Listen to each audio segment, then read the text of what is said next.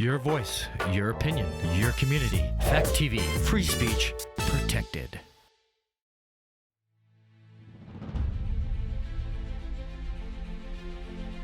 For 6,000 years, humans have cracked the whip to get horses to do what they want, but never really learned how to communicate until now. We've cracked the horse speak code. This means we can communicate with them in their language instead of expecting them to understand ours. Welcome to Cracking the Horse Speak Code. We welcome you to take the journey with us as we explore the horse's language, mind, and heart.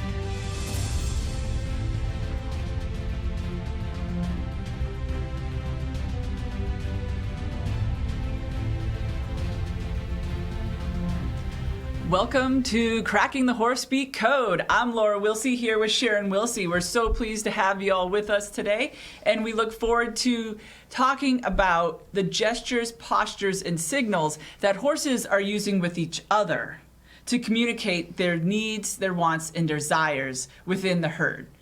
So Sharon, tell us a little bit about how you came up with horse speak. Oh my, that's a lot. Well, just a little bit. I know it is a lot. Well, it's fun that we do have the gestures, postures, and signals as one thing. That's the GPS.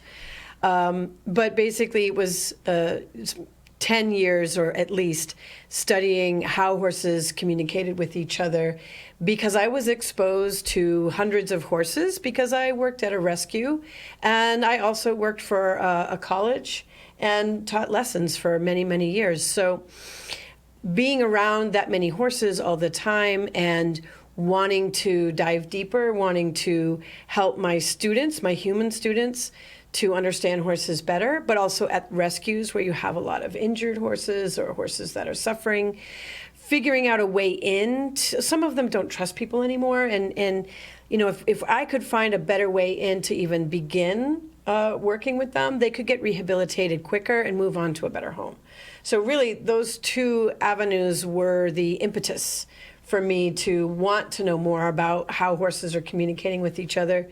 And there's a lot of development in the last 20, 30 years towards people being interested and having a relationship with horses. Which is so much different than what we've been used to in the past, where we did need them to work with us, mending the fields, going to market, that kind of thing. They were more working with us rather than us like, hey, horse, let's just go out and have a good time together. Right. And at this point, we don't, like as Laura said, we don't need horses to get the eggs to market, you know, but we like horses. Human beings and horses have been together for thousands of years. So we have developed a desire. There's, you know, they're in art and there's poetry and there's mythologies about flying horses and unicorns. And I mean, we're really kind of infiltrated with horses. I mean, horsepower, right? Yeah, and, absolutely. Chomping at the bit to go somewhere and do something. And we have a lot of sayings that come from our lifetimes of spending time with them. So I think bottom line is people want to know how to get along with a horse, similar to how we get along with other pets like cats and dogs or even birds. And it's a lot different with horses because most of us don't live in the enclosure with a horse like we do with our cats and dogs. So then it's a completely different dynamic because you're going out to them in their environment versus us sharing space constantly within our own home. Yeah, like if your cat knocks enough things off the shelf, you're like, okay, the cat's hungry. Right. Or if the dog goes to the back door and scratches, you say, oh, he wants to go out. And animals figure out how to communicate signals to us so they can get their needs met. In the case of horses, because they're prey animals, whereas cats and dogs are predators. So the challenge that we have is, for one thing, horses don't do something that a cat or a dog or a human would do, which is to yelp. Meaning they don't go, "Ipe, ipe, ipe," or "ah," or "bleh," like they don't make a squealy noise if something hurts. So number one difference between us, if they're in pain, they'll hide it because... Yeah, they have to. Yeah. For survival. I mean, it's just when they're out in the wild, it's like, unfortunately, the weakest link is the one that gets selected by predators. Lions, tigers, and bears. Right. So it's amazing how they can hide their discomfort. Right. And for us, it's actually a shame that they do that because then we can't actually help them. But Right. they're just it's survival of the fittest. That's where they're coming from. Totally. So one of the biggest misnomers is that either horses are kind of tough and really don't feel pain, or that they're acting out, they're just being naughty and they're having bad behaviors because they don't want to do the thing we want them to do. But what we've discovered, especially when I was working at the rescue, and that's actually where we met because you were working there too. Yes. What we discovered is that more often than not, horses have hidden discomfort. It may not be out and out lameness or dramatic pain, but they could be uncomfortable. They could have a bad tooth. And if anybody's ever had a toothache, it just makes you really grumpy. So they're not going to go, "Ipe, or they're, by the time a horse is sick or not well, it's usually way past the point. They should have been telling you a week ago. Yeah, and it's very clear. They're down on the ground, and all of a sudden you're like, oh, okay, you have a perforated gut. Yeah. Oh, I wish you told me before A month ago when we could have done this. Yeah, and the thing is with horses that we've found is that if a horse is acting bad, typically it's because they're feeling bad. Right. And that has been a huge paradigm shift for so many people who have started learning horse speak, is that it's just like, it's not them like biting at you because they want to drive you away. They may be nipping at you because their mouth hurts. That's one of the biggest things that we've been really finding, is that their teeth can be out of balance, which then, unfortunately for them, it puts out their whole entire skeleton. Yeah, which is a whole fascinating thing. But I want to comment on something that you said, which is if a horse is nipping, the other primary reason that horses nip is they don't understand enough about how to create personal space with a human being. Either they're immature, like they didn't get good socialization. I like to call it like some horses are like in the foster care system. Absolutely. They're taken away too young from their mothers, and then they're put in with a bunch of other colts, and then or maybe they're isolated, and there can be a number of things that happen which sort of inhibit a horse's proper developmental stages. So they may just be forever a toddler in their mind, or another thing that can happen is people have handled them really roughly. So in either case, you get horses that are like, I don't know enough about my personal space, and I don't understand how to get it if I need it, so I'm just going to send you out, which is what they do to another horse. They would just nip at another horse and say, get out of here, give me some room. One other horse would say, okay, and deal with it. But if it's you can lose some skin. Yeah. So one of the things that we do right off the bat is teach people how to create a healthy boundary so that you can have that nice bonding. Because we have horses because we like them. Right. We want bonding. And so you can't really have good bonding with such a big animal if you don't have a healthy boundary for both of you. I need to be able to say that's enough. And the horse also needs to be able to say, hey, I need a minute, without needing to bite me to send me away. So I don't want to have to slap them or drive them in a way that's makes me feel bad. Right. And in a way that's just too much energy for them. And I don't want them to feel like they have to kick me or bite me to get me to give them some room either. Which brings us to the video we have today. Right. And just one of the things about horse speak is it's basically like if we were talking to a hearing impaired person and they use their hands Sign language. as sign language. Similarly, that's what we're doing with the horses. So here I'm saying, hey, this is my bubble of personal space right here.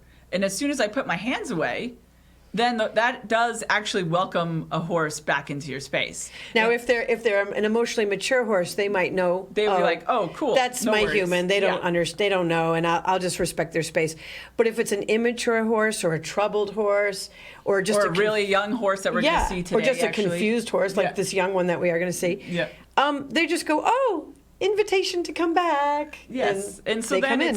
and it's just one of these little things that to be aware of when you are around horses is that depending on their age, their exposure, if they were an orphan horse, I mean, we see that actually a lot, not orphan, but just the mentality of like how they get weaned really early. And sometimes these horses end up going out into a herd of other babies, and there's no mentor to help them with how to have Grow up. good social skills. Right.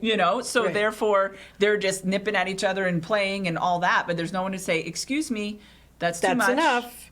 You need to settle down now. You know, it's interesting because scientists find that in animals that have a long lifespan, their rate of maturity is a little bit slower and the intricacy of their social structure is much more precise.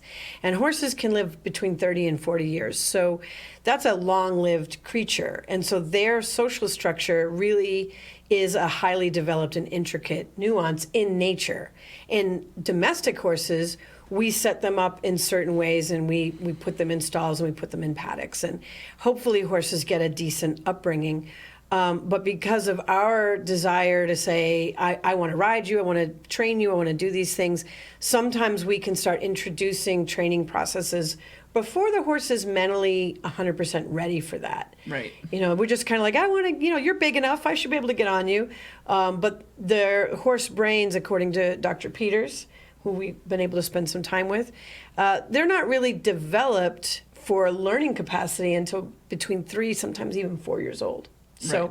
Yeah, because their brain is mostly focused on balance. Because within, the first hour of their life, they need to be getting up and moving with mom. So their brain is all about, how do I balance? How do I move these 4 feet, neck, have run. a tail, how do I run up this hill in an hour? Yeah, absolutely. And, we actually had an amazing moment to witness the birth of a foal. And to watch Mama have the first conversations with cool that stuff. foal. It was so fascinating. So like, she did the girth button. Yeah. And speaking of which, in this video, if you've read the book, then you'll be familiar. But if you've never heard of this, we have a glossary of terms that we've come up with, like another language to describe this language, because horse speak is based on visual cues that horses are giving each other. And then our interpretation of those cues. I have hands, and I have a short neck and a short little face, and they have a long neck and a long face, and they don't have hands. But we can learn how to adapt our body language gestures so that horses intrinsically get it. I mean, maybe we have a thick accent, but pretty soon they go, oh, I think I know what you mean, because it's intrinsic. That means all of our brains as mammals are going through a list of, how do I create bonding? How do I create boundaries? Are you friend? Are you foe? So there's basic needs that mammals have to get along together in a group. That's lucky for us, because when you can move into what those natural systems are, then horses understand you really quick. So as you watch this video, there are some terms you're going to hear me saying because we're in the middle of a clinic and we've already been exposing people to these terms. And this is a way for us to talk to other people. Right. Because you have to be able to say, hey, do a go-away face when you're out training somebody, people working with a horse. We have to be able to have lingo to be able to communicate so then they can follow through with the instructions. So it's actually been really fascinating to be able to come up with this language system, both for the horses, and then how we've just evolved constantly since the book came out in 2016. It's nonstop because the horses are talking all the time, and so that we have just evolved more and more to have the second language to be able to just talk to people about it. And like, did you do a tail swish? So we do have. If I use lingo in there, there's a little bit of words that come along with this video, just so you can catch up, so you're not left in the dark. You know what we're talking about. But with that being said, I think we're going to go ahead and roll this clip. Tail swish. All right, so instantly when I'm in here, there's a tail swish because, I have feelings about that. Now you're in here. So go away face, neck, shoulder. All right, there we go. Very nice. Thank you so much. That was lovely.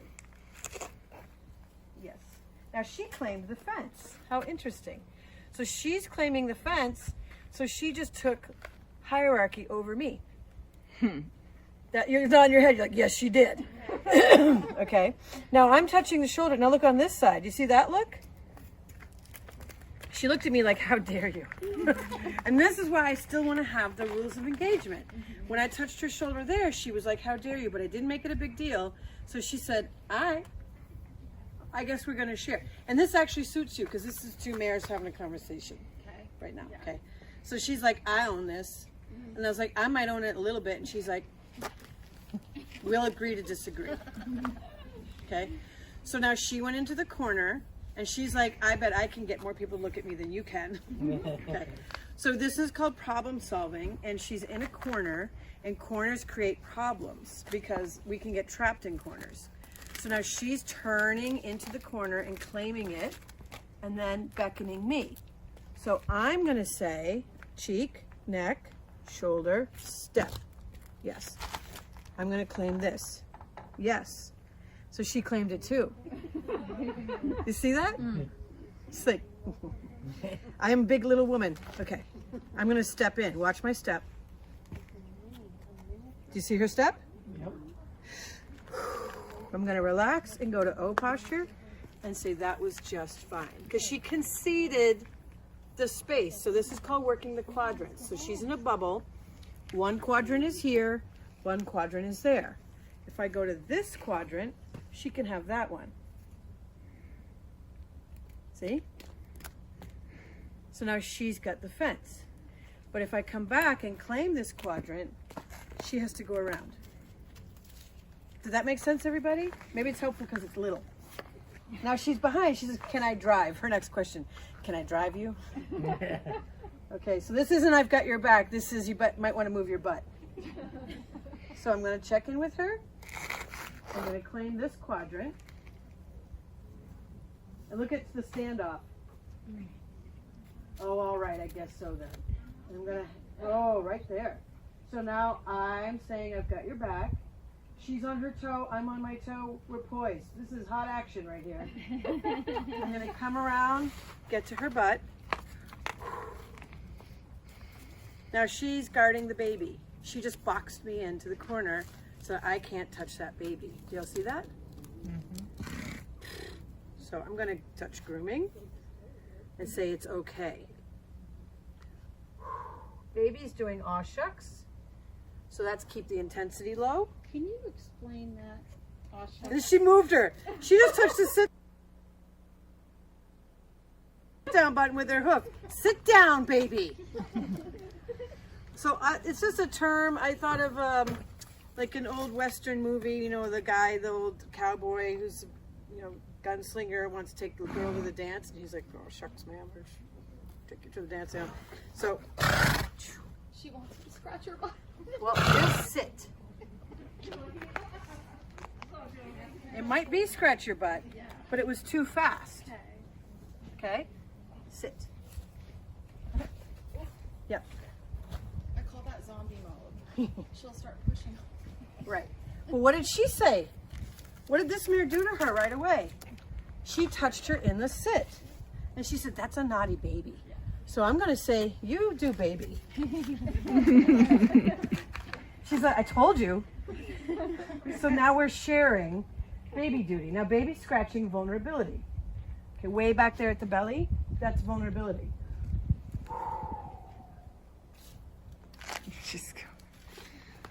So baby says, that made me a little insecure. So I'm going to hold vulnerability. And she's is too. See that?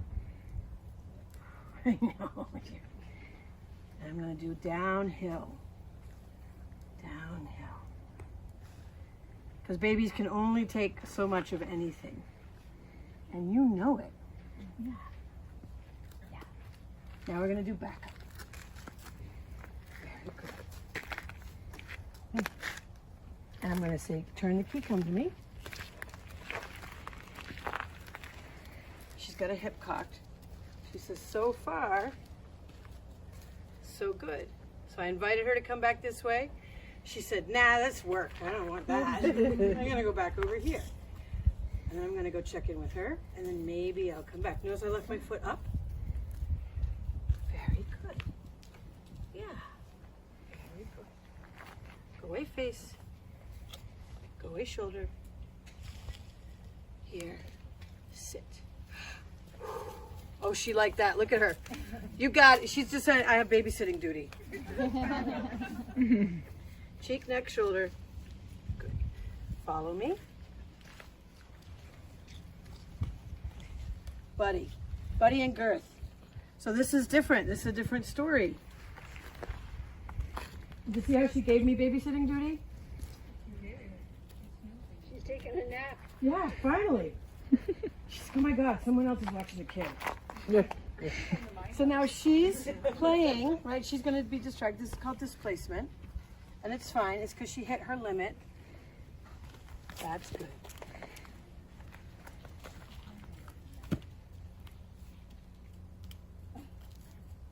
Space. Space. Broken go away face button. There's an aw shucks. Okay. So when she did aw shucks, she dropped the intensity level. Because she gets intense about it, pushy and demanding, right? It's cute now, it won't be cute in a year, but it will still be there. So when she dropped the intensity, I said, now you can have a scratch. Does that make sense, everybody? So I'm not saying I won't scratch you. I'm saying, show me what you got. Show me your manners, and I'll scratch you. And that's what she's been saying to her, too. So is that That's right, be polite. Is that what she's doing with her mouth right now? Is that processing? No, she's doing, oh, it feels so good. She's doing happy lips. 1, 2, 3. You can come with me if you want to. That's right. Follow my knuckle. My knuckle is the target. Stop. Sit. Sit. Back up. Greet. Go away face. Space. See the ears? Go away face. Go away face. There's a low intensity. Good. Now she's a baby, so I got like a second of it. I'm going to take it.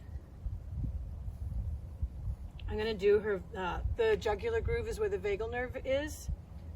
It's around, it's near there. If you look at a chart, you can find it. But this tends to help them just get calm. Just scratching the bottom of the throat in a downward motion. Now she did a tail swish. I'm feeling funny. This feels funny to me. I'm going to say no kick. See, this is the stifle. See her cross under? Check in. Now I'll scratch you. So I'm not saying I won't do it. I'm saying show me your manners. Show me your no kick agreement.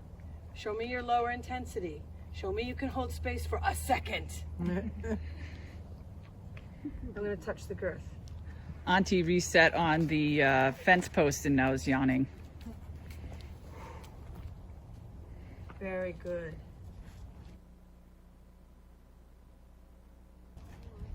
No kick. No kick. No kick. Scratch. Where's the sit? Right here, where the bum meets the back of the leg going to the hop. Yeah.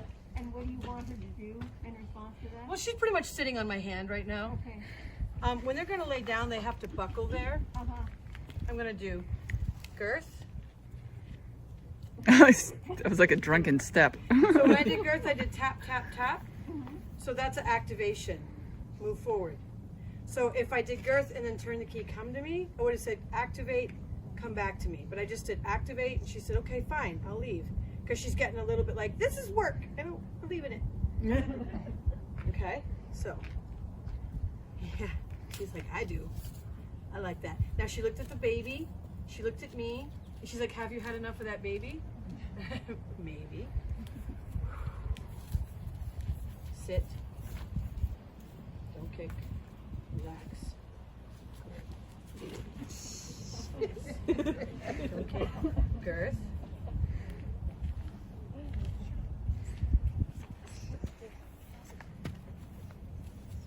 She's rubbing all the buttons.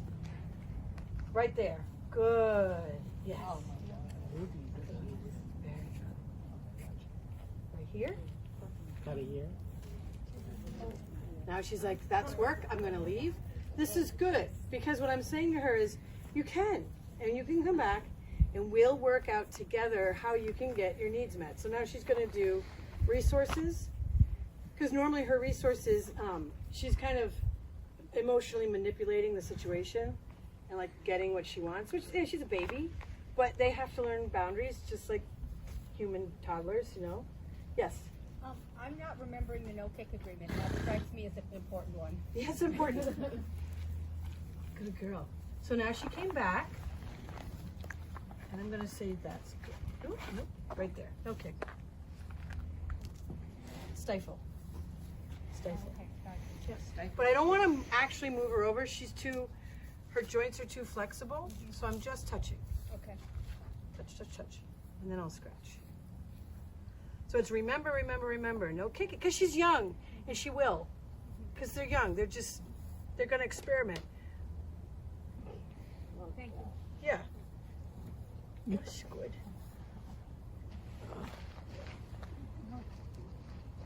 Oh, yeah. That's the spot. Any other questions? Well, this is a little off the subject, but do you have something that's a no jump for a dog? Like don't jump on people? Put your knuckle out like you're greeting a horse and keep it low. What they're trying to do is get under your jawline, tail swish. They're trying to get under your jawline to show you loyalty, and they can't because you're too tall.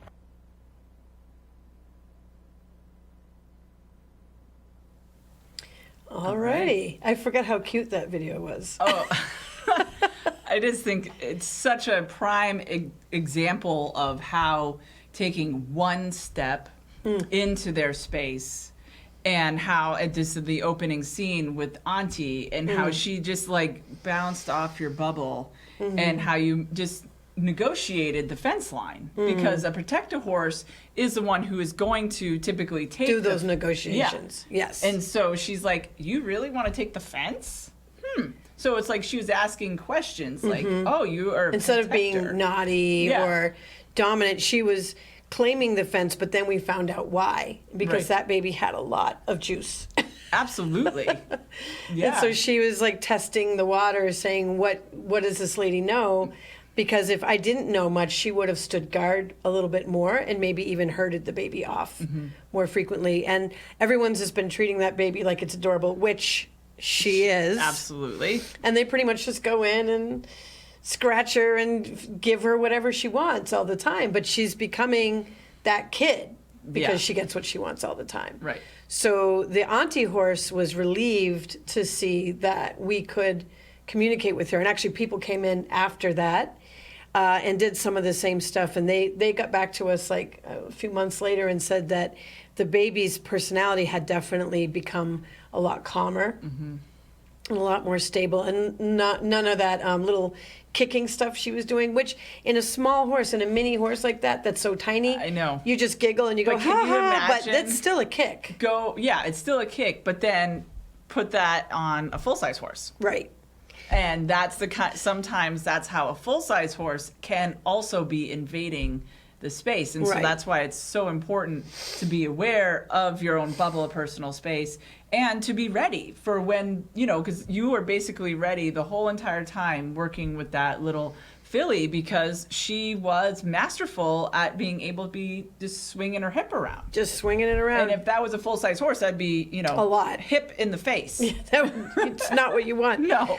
But it was a great demonstration because because they're so small. Normally horse bodies are so large, and there's a lot of mass for us to move around. But it's the exact same technique of body language.